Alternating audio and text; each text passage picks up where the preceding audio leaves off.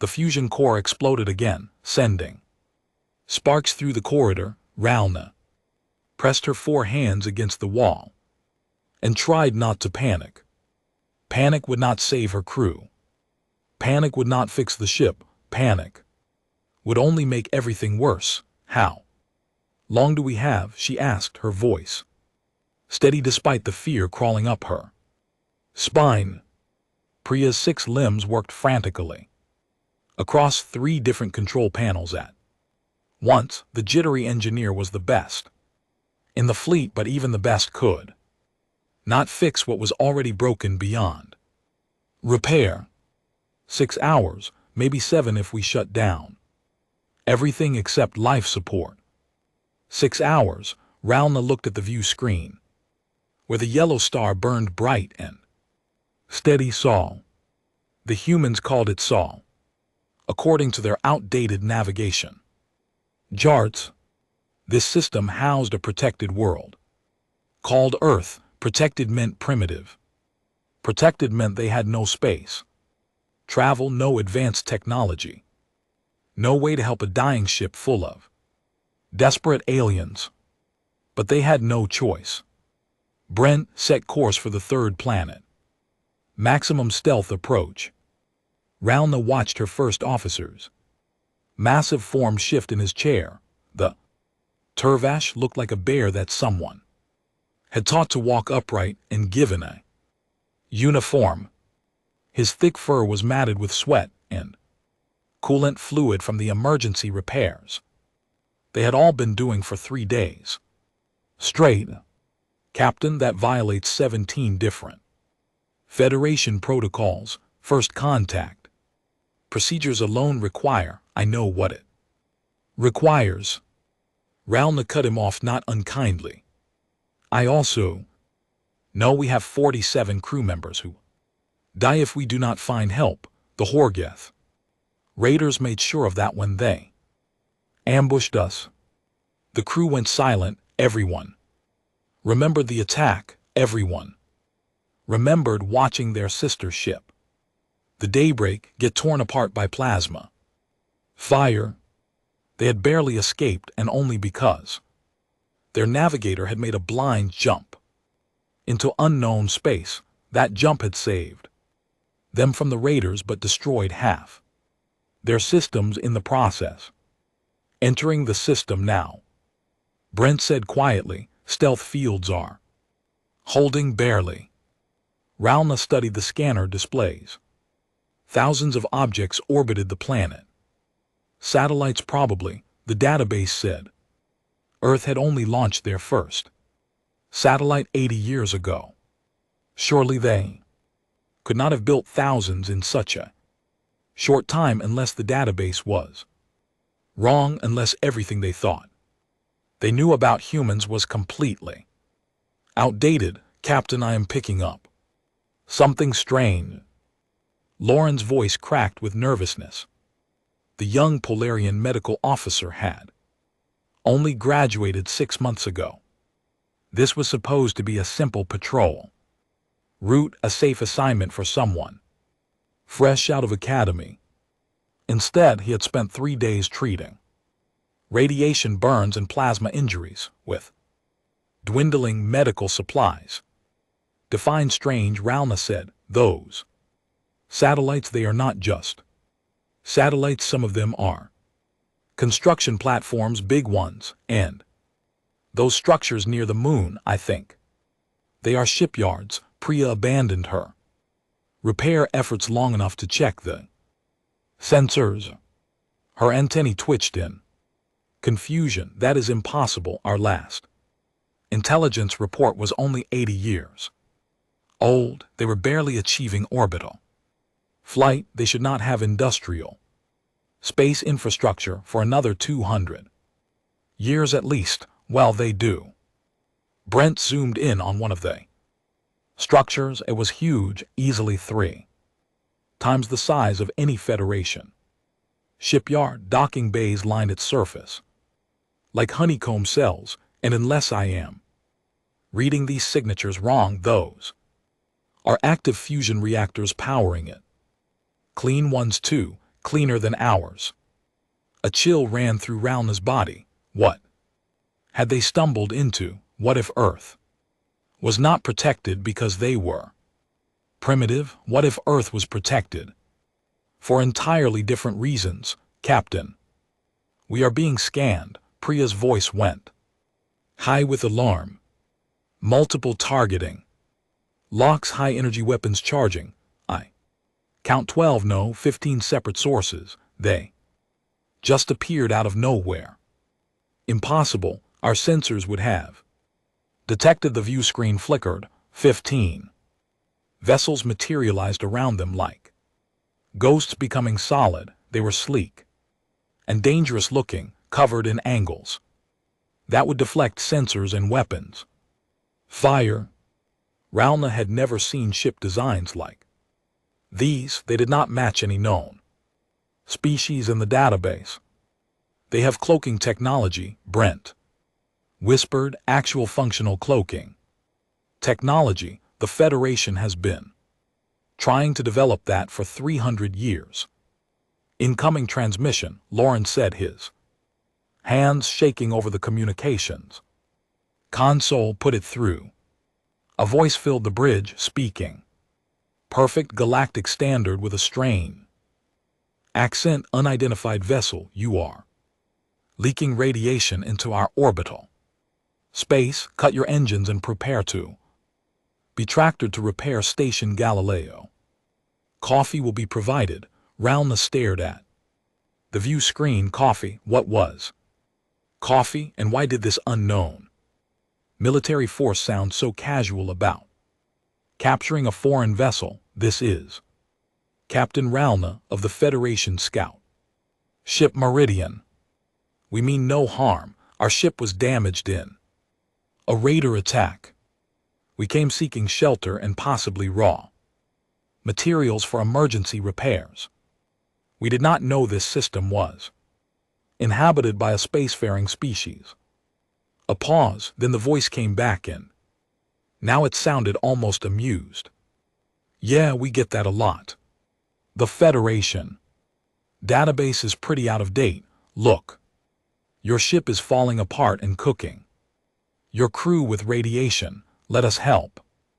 We can argue about protocols and regulations after everyone is safe and healthy. Deal. Brent looked at Ralna. Priya looked at Ralna. Even young Lauren turned his wide eyes toward her, waiting for orders. What choice did they have? Stay here and die, or trust these unknown humans who spoke casually about helping while pointing weapons at them? Deal. Ralna said. Great. Extending tractor beam now. Fair warning, it might feel a bit weird. Just relax and let us bring you in. Oh, and seriously, someone get medical ready. Your ship's radiation levels are way higher than anything biological should tolerate. How are you people even still conscious? The ship shuddered as invisible forces gripped it, gentle but firm, and began pulling them toward the massive orbital station. Through the view screen, Ralna watched Earth grow larger, a blue and white marble that looked peaceful and beautiful and absolutely nothing like the primitive backwater their database had promised. She had made first contact with an unknown species.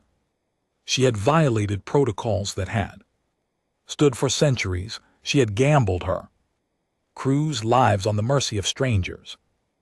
And somehow, impossibly, the strangers were offering coffee. Priya had seen many things in her 12 years as an engineer. She had rebuilt engines mid-flight. She had patched whole breaches with nothing but spare parts and determination.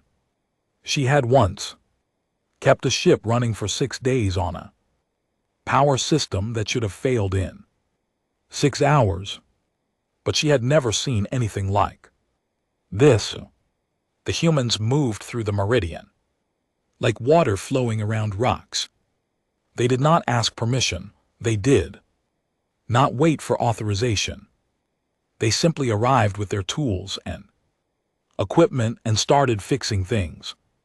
One human, a young woman with dark skin and bright eyes, had taken one look at the fusion core and said, "Oh yeah, I see the problem. Give me 20 minutes." 20 minutes, the part that was broken should have taken 3 weeks to replace, and that was if they had the replacement part, which they did not. "Excuse me," Priya said, trying to be polite while also being completely confused. That component requires specialized manufacturing. You cannot simply fabricate one in 20 minutes. The human woman who had introduced herself as Engineer Danny Okonkwo grinned at her. "Watch me," and then she did, right there.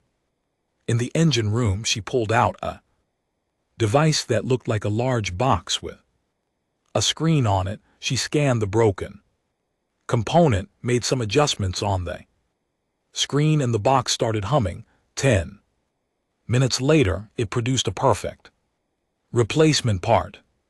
"Portable molecular fabricator," Danny explained, already installing the new component. "We use them for field repairs." "Why, how do you folks do emergency replacements?" "We put in a request form, then we wait for the part to be shipped from the nearest supply depot, then we install it. The entire process takes approximately 23 days. Danny stopped working and stared at her. 23 days for a simple fusion regulator. That is the most inefficient thing I have ever heard. That is proper procedure. That is a great way to die waiting for paperwork.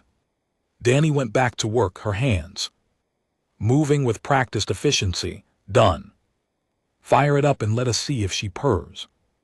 Priya activated the fusion core. It came online smoothly, running at 97% efficiency. Better than it had run in months. She felt her antennae droop in shock. This should not be possible. "Yeah, we hear that a lot too." Danny patted the fusion core like it was a pet. "Your ship is pretty solid, just outdated. Once we get you fully repaired, I want to show you some modifications that will boost your efficiency by at least 40%. If you are interested, I mean, no pressure." In the medical bay, Lauren was having his own crisis of understanding. The human doctor, Rachel Abrams, had taken one look at his medical setup and immediately started bringing in new equipment that could scan any species, analyze any biology, and adjust treatment automatically. "How do you have xenobiology data for species you have never met?"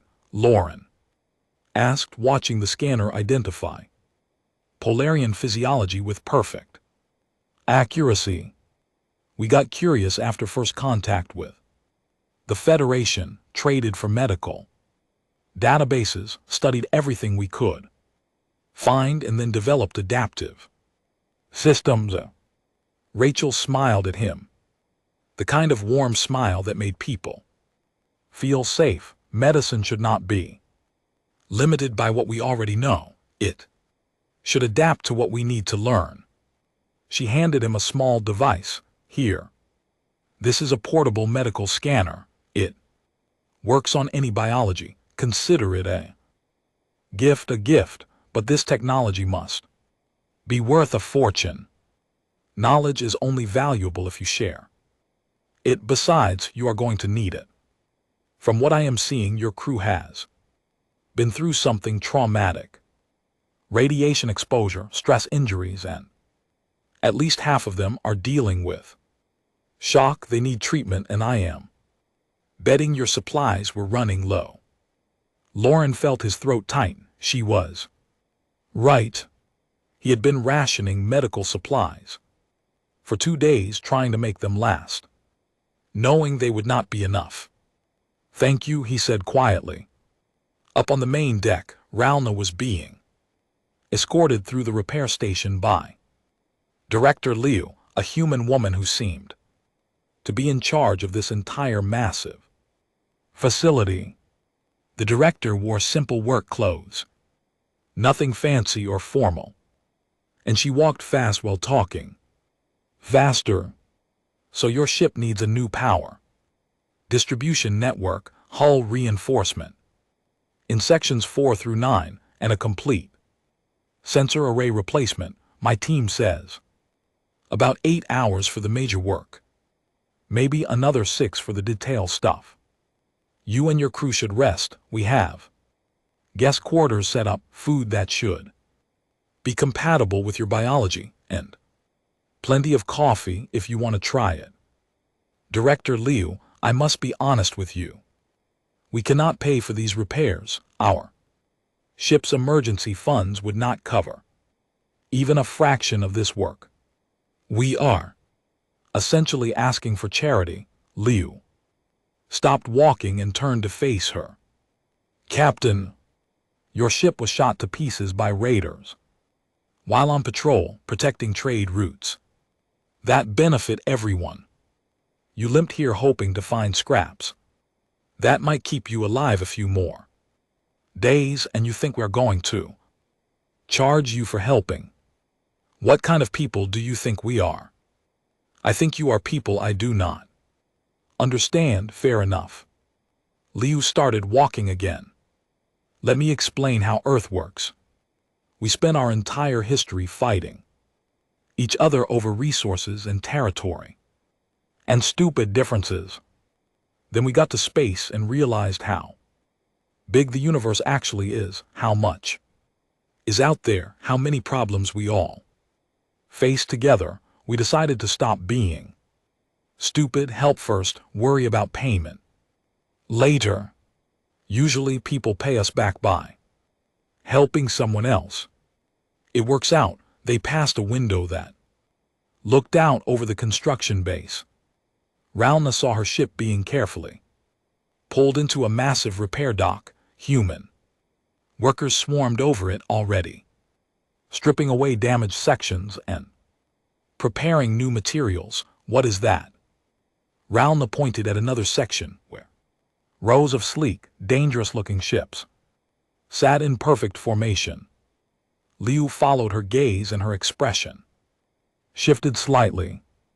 Those are just some vessels we keep on hand for emergencies. They look like warships. They are multi-purpose.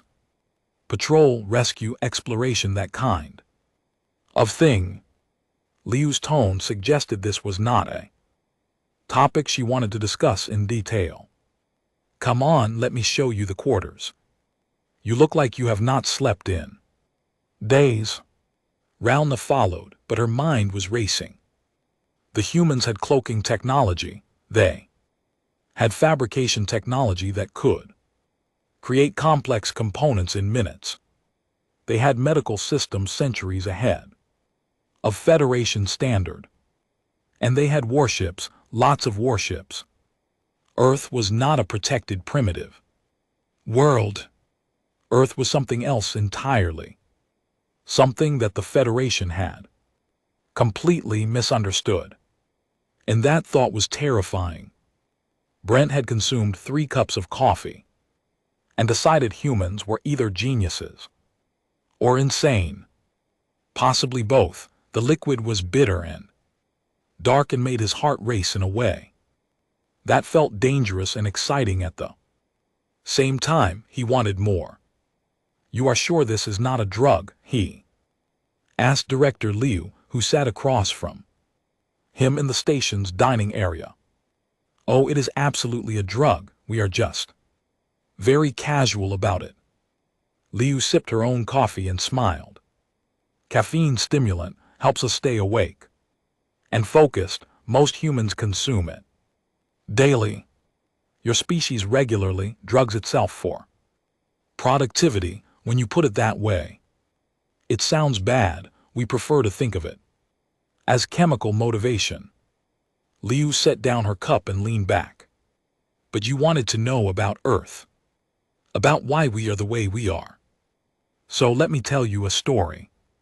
She pulled up a holographic display that showed Earth rotating slowly, beautiful. Blue oceans, white clouds, green and brown continents. It looked peaceful. Harmless. This is our home. Looks nice. Right, wrong. Earth is classified as a Class 12 death world. That means out of every 100 planets that can support life, Earth is in the top 12 most dangerous ones. Ralna, who had joined them along with Priya and Lauren, leaned forward. Dangerous how? Dangerous in every way. Liu expanded the display, showing images. That made the entire group go silent. Our gravity is 1.4 times what the Federation considers standard. Our atmosphere is 23% oxygen, which most species consider a fire hazard. Our weather systems regularly produce storms with winds strong enough to destroy buildings. We have earthquakes that reshape continents, volcanoes that can alter global climate, and that is just the non-living threats. More images appeared, creatures with claws and teeth, tiny organisms invisible to the eye, plants that could kill with a touch. Our biosphere spent 4 billion years in an arms race with itself. Everything evolved to kill or avoid being killed. We have predators that can run faster than most Federation ground vehicles. We have diseases that can wipe out entire populations. We have insects that drink blood and plants that eat flesh.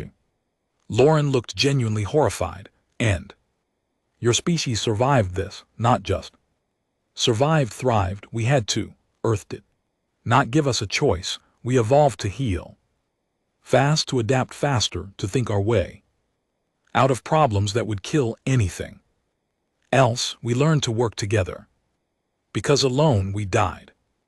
Liu pulled up an image of early humans.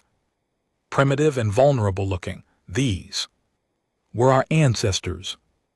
No claws, no armor, no venom, just big brains and stubborn determination. They walked out of Africa and conquered every environment on the planet. Deserts, jungles, frozen wastelands, mountains everywhere.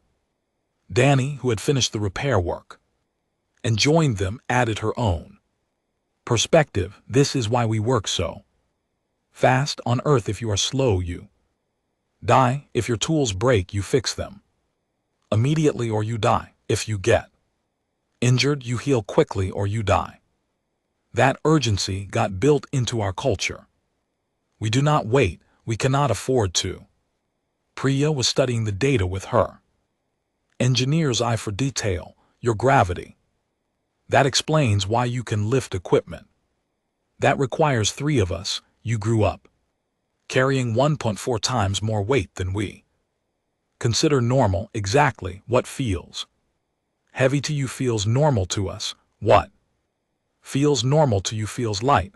Danny flexed her arm.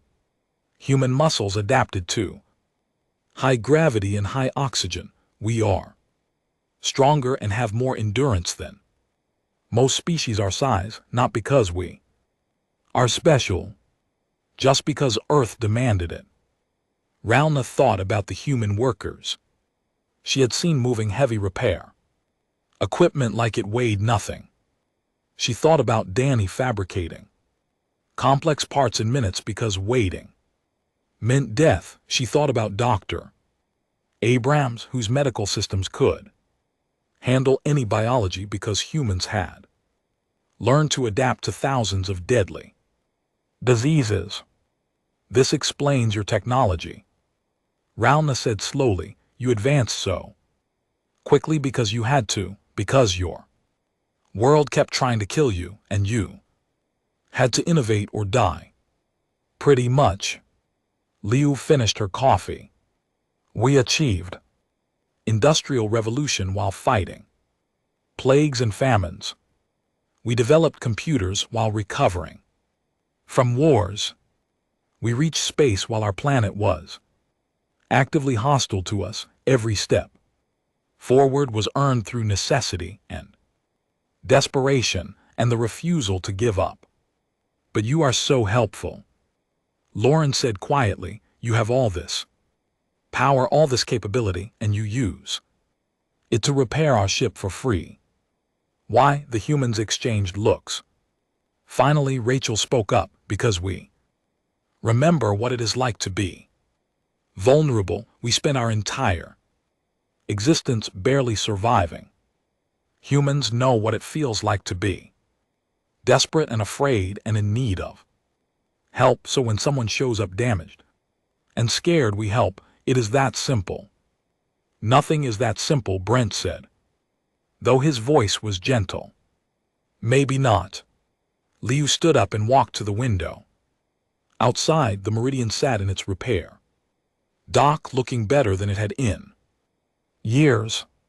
Human crews worked on it with care and precision, but we decided something important when we reached the stars. We decided that just because we can be dangerous does not mean we have to be cruel. We have the strength to hurt people.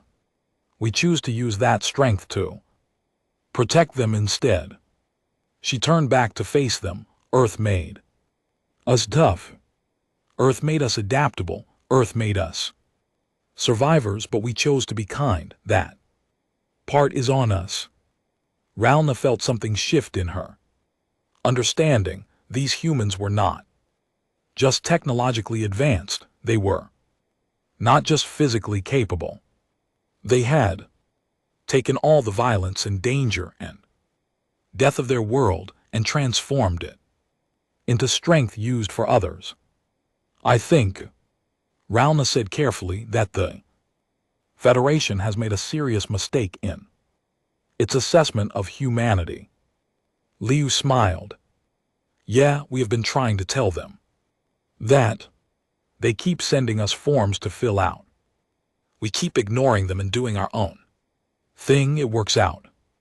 Outside the window, Earth continued its slow rotation, beautiful and deadly, and home to the most terrifyingly kind species in the galaxy. The alarm system activated with a sound that made everyone stop talking. Lauren dropped his medical scanner. Priya's antennae went rigid with shock. Brent reached for a weapon he was not carrying because they were guests on a civilian station. Only the humans remained calm. Too calm. Director Liu picked up her communicator without any visible concern. Liu here. What is the situation? A voice came through, male and efficient. Emergency broadcast from Federation. Command, Horgeth raiders have broken through the outer rim defenses. Multiple colonies under attack. They are calling for any available military vessels to rally at Point Theta. Ralna stood up so fast her chair fell. Over. My ship. We have to go. We have to help. Captain, your ship just got patched together 8 hours ago. You have 47 crew members who are exhausted and traumatized. You are in no condition to fight. Liu's voice was gentle but firm. Then we die trying. That is what we do. That is what the Federation expects. Well, Earth has different expectations. Liu tapped her communicator. Admiral Park, are you hearing this? Already on it, mobilizing the 3rd Fleet now. Estimated deployment in 90 minutes. The room went silent. Brent found his voice first. The what? Liu stood and gestured for them too. Falu. Come with me. You should probably see this. They walked through corridors that suddenly seemed different. Panels in the wall slid open to reveal weapon systems. Civilian workers stepped aside as military personnel in combat gear jogged past. The entire station was transforming from a peaceful repair facility into something else entirely. They reached an observation deck and Ralna felt her 3 hearts skip. Multiple beats, ships, hundreds of ships. They appeared from nowhere, emerging from cloak or dropping from higher orbits. Sleek warships painted in dark colors that seemed to absorb light. Each one bristled with weapons and moved with predatory grace. How many, Priya whispered. The Third Fleet has 340 vessels. A new voice spoke from behind them. They turned to see a human woman in military uniform, her gray-streaked hair pulled back, her posture radiating authority. I am Admiral Christine Park. I command Earth's defensive operations. Earth has defensive operations. Ralna could not process what she was seeing. You are not even a Federation member. You made first contact only 20 years ago. How do you have fleets? Multiple fleets. Park walked to the window and looked out at the assembling warships with something like pride. Captain, let me tell you what happened when humanity reached the stars. We were excited, hopeful, ready to meet new friends and explore the galaxy. Then we learned the galaxy is dangerous, full of raiders and pirates and hostile species.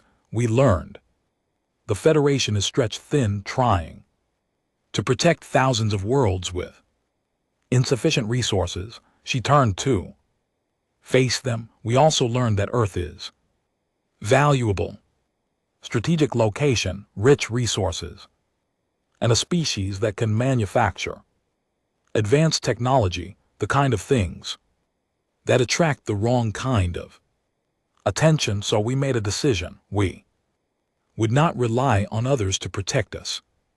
We would protect ourselves, and if we were building a defense fleet anyway, we might as well build it big enough to help our neighbors too. 340 ships is not a defense fleet. That is an invasion force. Brent's voice held equal parts awe and concern. Context matters. The Horga raiders operate in groups of 30 to 50 ships. A proper response requires overwhelming force to minimize casualties on both sides. Quick, decisive action saves lives. Park pulled up a tactical display. The Third Fleet will jump to Point Theta and engage the raiders. The First and Second Fleets are already moving to cut off their retreat routes. The Fourth Fleet is deploying to defend vulnerable colonies. The Fifth Fleet remains here to protect Sol System and serve as reserve. Priya did the math in her head and felt dizzy. You have over 1,000 war ships. We have infrastructure to defend. We take that seriously. Park looked at Ralna. Captain, I am offering you a choice. Your ship is repaired and upgraded with human technology. You can take your crew and leave, go somewhere safe. No one would blame you, or you can join the Third Fleet as a liaison officer. Help us coordinate with Federation forces. Show us how you fight so we can fight alongside you. Ralna thought about her crew, about everything they had been through, about the easy choice to run and the hard choice to stay. What upgrades did you give my ship? Danny stepped forward, excited to talk about her work. New power distribution system, military grade shields, enhanced weapons, targeting, improved engines, and a quantum communication array. Your ship is now tougher, faster, and hits harder than anything in its class. Maybe anything in 2 classes above it. And you just gave us this technology for free. We gave you the tools to protect yourself and others. That seems like a good investment. Park smiled slightly. Besides, consider it payment for what you are about to do for Us, we have never fought alongside Federation forces before. We need someone who knows their tactics and can help us coordinate. That someone is you. Ralna looked at her crew. Brent nodded. Immediately, always ready for a fight. Priya looked nervous but determined. Lauren was terrified but trying to be brave. They had come to Earth expecting nothing and received everything. How could they not return the favor? We will join you, all of us. Whatever you need. Outstanding. Park activated her communicator. All ships. This is Admiral Park. We have a Federation liaison joining us. Captain Ralna of the Meridian will be coordinating with Federation forces at Point Theta. Treat her ship as one of our own. Protection protocols apply. Understood. A chorus of acknowledgments came back. Hundreds of human voices confirming they would protect the small alien ship with the same ferocity they protected their own. Ralna felt something warm in her chest. Something that felt like hope. Thank you. Thank us by keeping up. We move fast. Park grinned. And Captain, welcome to humanity's idea of helping. It involves a lot of firepower. Outside the window, the Third Fleet finished assembling 340 warships ready to jump across the galaxy to defend people they had never met. Because that was what humans did. That was what Earth had decided it would be. Protectors. Reality twisted and bent as the Third Fleet dropped out of faster-than-light travel. One moment empty space, the next moment 340 warships materialized in perfect formation around Point Theta. What they found was chaos. Refugee ships, dozens of them, limped through space trailing debris and atmosphere. Their distress signals filled every channel with screams for help. Horgeth raiders swarmed around them like predators circling wounded prey. Federation defense ships tried to hold a perimeter, but they were outnumbered and falling back. Their formations broken, their shields failing. Ralna watched from the bridge of the human flagship where Admiral Park had invited her to observe. The tactical display showed a disaster in progress. Civilian ships dying, military vessels overwhelmed, colonies burning on nearby worlds. Park did not hesitate. All ships engage immediately. Priority targets are any raiders firing on civilian vessels. Wildcard Squadron, clear that asteroid field and hit them. From the flank, medical frigates move to assist damaged friendlies. Authorization to ignore all engagement protocols. We save lives first. The Third Fleet moved like a living thing. Ships broke formation and accelerated to speeds that made Ralna's tactical training scream in protest. They were moving too fast. They would overshoot their targets. They would lose coordination. Except they did not. Human pilots flew like they were born in vacuum. They dodged debris, threaded through weapons fire, and executed maneuvers that should have torn their ships apart. From the G-forces alone, Ralna remembered what Liu had said about Death World reflexes. She was seeing it in action now. The Horgeth raiders noticed the new arrivals and adjusted their tactics. They were experienced fighters, veterans. Of 100 raids, they knew how to handle Federation ships with their predictable defensive formations. They spread out, tried to divide the human forces, attempted to use their numerical advantage. Then the humans did something the Horgeth had never seen before. They ignored the numerical advantage entirely. Wildcard Squadron reporting, we count 30 Raiders in the asteroid field. Permission to engage. You have 12 ships. Wild card. The smart play is to wait for backup.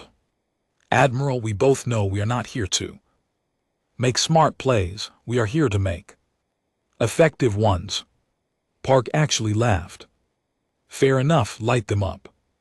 Ralna watched in amazement as 12 human fighters dove into an asteroid field that any sane pilot would avoid. They used the asteroids as cover, as weapons, as terrain to be exploited. They flew in ways that broke every rule of space combat, and somehow, impossibly, it worked. The raiders tried to follow and found themselves crashing into asteroids or losing track of targets that appeared and disappeared behind cover. The human fighters picked them off one by one with precise weapons fire. Within 6 minutes, all 30 raiders were disabled or destroyed. Wildcard Squadron emerged with minor damage and immediately moved to engage the next group. How are they doing that? Brent asked. From the Meridian's bridge, his voice coming through the communication link. High G tolerance from Deathworld. Evolution, enhanced reflexes, and absolutely no fear of death, Park answered casually. Also, our pilots train in simulated asteroid fields for fun. They think it is entertaining. Across the battlefield, the pattern repeated. Human ships did not fight like Federation vessels. They did not hold formations. They did not follow standard tactical doctrine. They fought like Earth had taught them to fight, fast, aggressive, and with complete disregard for what was supposed to be possible. A Federation cruiser, badly damaged and venting atmosphere, sent out a final distress call. 3 Horgeth ships moved in for the kill. Before Ralna could even process what was happening, 5 human vessels appeared between the cruiser and the raiders. They took the weapons fire on their own shields, returned fire with devastating accuracy, and then extended docking tubes to the damaged cruiser. Medical teams boarding now. We have you. Just hold together a little longer. The human captain's voice was calm like she rescued dying ships every day. Maybe she did. Brent found himself in the middle of the action when a Horgeth boarding pod attached to the Meridian's hull. For a moment fear froze his entire crew. Then Danny's voice came through the intercom. Oh hell no, not my ship, pre-event. That section on my mark. They repelled the boarders using tactics Danny had apparently learned from human combat drills. Aggressive, unexpected, and extremely effective. When it was over, Brent stood in the corridor, surrounded by unconscious Horgeth raiders, and realized he had just survived his first boarding action using human methods. You people are insane, he said into his communicator. We get that a lot, Danny replied cheerfully. Now help me drag these idiots to the brig. I want to ask them some questions about their ship designs. Maybe they have some ideas we can steal. The battle lasted 3 hours. By human standards, that was too long. By Federation standards, it was impossibly short for an engagement of this size. The Horgeth commander finally realized he was not fighting the Federation. He was fighting something new. Something that did not follow the rules. Something that hit harder and moved faster, and absolutely refused to let civilians die. Unidentified fleet. We demand to know your species identity. Park opened a channel that broadcast to every ship in the system. We are from Earth, we are humans, and we protect our neighbors. This is Not your jurisdiction, this is Federation space. One funny thing about that, we do not care about jurisdiction. We care about people getting hurt. You are hurting people. We are making you stop. It is very simple. You cannot defeat us. We have reinforcements coming, so do we. The first and second fleets are already at your retreat coordinates. The fourth fleet is defending the colonies you plan to raid next. You have no retreat. You have no reinforcements coming. You have a choice: surrender for trial, or get eliminated right here. I will give you 30 seconds to decide. 23 seconds later, the Horgith fleet powered down their weapons and sent surrender codes. Raelna sat on the flagship bridge and tried to process what she had witnessed. 3 hours ago, there was a disaster. Now there was order. Refugee ships were being escorted to safety. Damaged vessels were under repair. The raiders were captured, and the humans were already organizing relief supplies for the attacked colonies. Is it always like this? She asked Park quietly. Pretty much. We see a problem, we fix it, we move on to the next problem.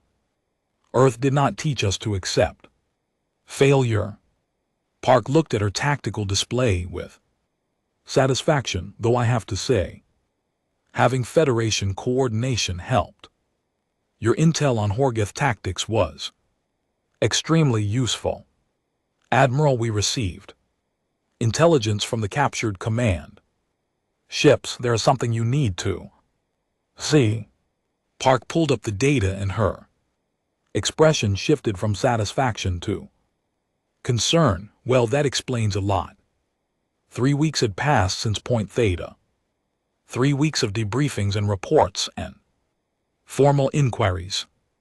3 weeks of Federation officials trying to understand how Earth had deployed over 1,000 warships without anyone noticing. 3 weeks of paperwork that made Raelna want to scream.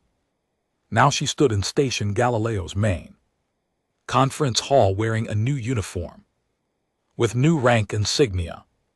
The promotion had come through official channels this time, along with a new assignment: permanent liaison officer between Earth and the Federation. Her job was to make sure what happened at Point Theta became standard procedure rather than a one-time miracle. The hall was packed.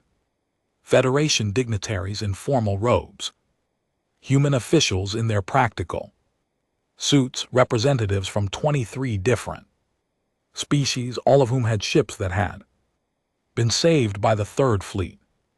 Media drones floated everywhere, recording everything for billions of viewers across the galaxy. Admiral Park stood at the podium, receiving the Federation's highest military honor. She accepted it with grace and then immediately gave a speech that made half the Federation officials uncomfortable, and the other half thought, I accept this on behalf of every human who served at Point Theta, but I also accept it with a challenge. The Federation is stretched too thin. You have thousands of worlds to protect and not enough ships to do it. You follow procedures that prioritize protocol over results, and you have forgotten that the purpose of military force is not to win battles, it is to protect people. She paused, looking out at the assembled crowd. Earth offers a partnership. We will share our technology. We will coordinate our fleets. We will train together and fight together, but in exchange, the Federation needs to remember why it exists: not to maintain order, to keep people safe. If we can agree on that, then we have a foundation to build something better. The speech caused arguments that would last for months, but it also caused agreements that would last for generations. Later, in a quieter ceremony, Director Liu received her own recognition. Coordinator of the Joint Defense Initiative, a new program that would combine human rapid response capability with Federation experience and infrastructure. She accepted it while drinking coffee and making jokes about needing a bigger station. Raelna found herself back in the observation lounge where this had all started. The view was the same, Earth rotating below, beautiful and deadly, but now she understood what she was looking at. Not a primitive world, not even just an advanced civilization, but a species that had taken all the cruelty of their evolution and transformed it into kindness backed by unstoppable force. You should be proud, Brent said, joining her with his own coffee. The Turvesh had become completely addicted to the stuff. You made first contact that changed everything. I got lost and desperate and stumbled into something I did not understand. And then you made the smart choice to trust them. That counts. Priya appeared, moving with the confident grace of someone who had spent 3 weeks learning human engineering secrets. She was heading to Luna tomorrow to join a joint research team. The humans are sharing everything, she said, wonder still in her voice. Their fabrication technology, their shield systems, their quantum communications, everything. They keep saying that knowledge only matters if you spread it. They also keep saying that caffeine solves all problems, Brent added. I am not convinced that is scientifically accurate, says the person on his 4th cup today. Priya teased. Lauren was the last to arrive, looking healthier than he had in months. His time with Dr. Abrams had taught him more about emergency medicine than 3 years at academy. He was returning to Federation Medical Command with human training protocols and enough medical technology to outfit 5 hospitals. They are letting me keep all of it, he said, still amazed. I kept asking about payment and they kept saying that healthy people are payment enough.